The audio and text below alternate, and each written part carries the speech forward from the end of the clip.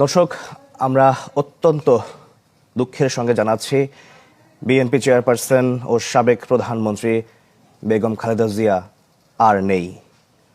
আজ সকাল ৬টায় রাজধানীর এভারকেয়ার হাসপাতালে শেষ নিঃশ্বাস ত্যাগ করেন তিনি।